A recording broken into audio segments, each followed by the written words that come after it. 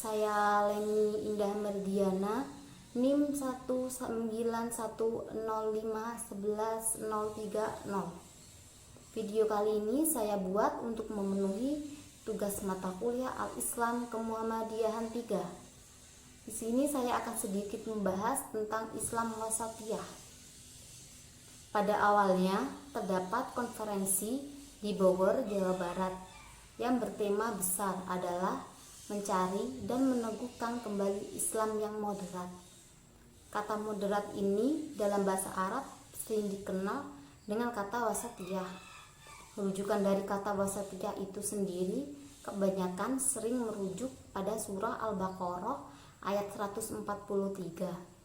Wasatiyah ini adalah umat atau kelompok yang tengahan, dengan merujuk sebagaimana Islam, gerakan Islam, aliran Islam, dengan juga organisasi keislaman. Surah Ali Imran ayat 110 merupakan rujukan bahwa umat Islam adalah umat yang tengahan. Dalam hal tersebut telah dijelaskan tentang Islam sebagai umat tengahan. Dalam konferensi di Bogor tadi terdapat sebuah hal yang menarik, yaitu adanya perwakilan Syekh Al-Azam dari Mesir yang kemudian mengatakan bahwa tema yang diangkut dalam konferensi ini kemudian dibahas di negaranya, yaitu di negara Mesir, tetapi dalam bahasanya tidak real atau tidak berwujud atau tidak konkret. Sehingga saat ini mengapa demikian? Karena Islam dengan budaya Mesir tidak kompatibel atau tidak sejalan. Karena tidak sejalan inilah sulit untuk agama Islam wasatiyah terwujud dan diterapkan di negara tersebut. Tren ideologi Salafi dan Wahabi yang bentuknya atau wajahnya hanya satu, yang berarti jika ada ajaran yang tidak sesuai dengan Wahabi atau Salafi, maka ajaran itu dianggap salah.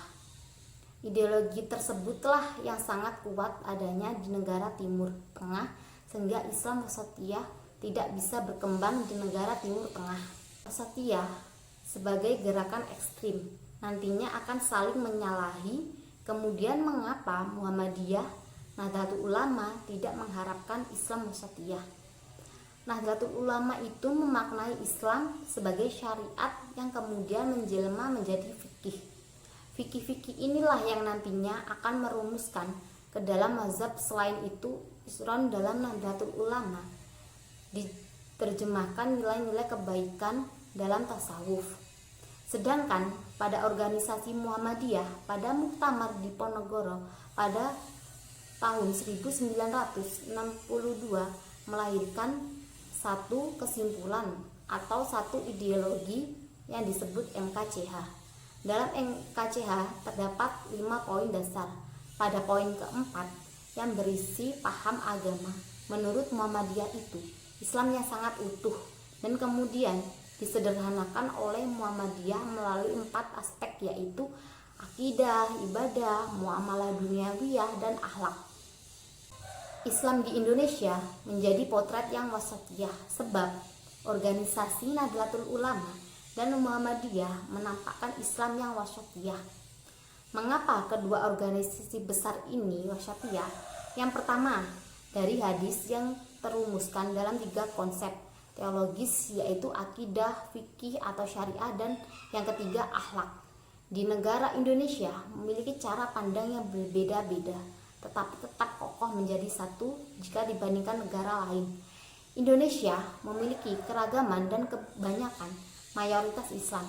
Semua itu terjadi karena masalah pertengahan yang jika tidak dijaga dengan pertengahan atau wasatiyah menjadi radikal yang nanti akan berpotensi menjadi konflik yang luar biasa di dalam negeri ini. Itulah sedikit penjelasan tentang Islam wasatiyah.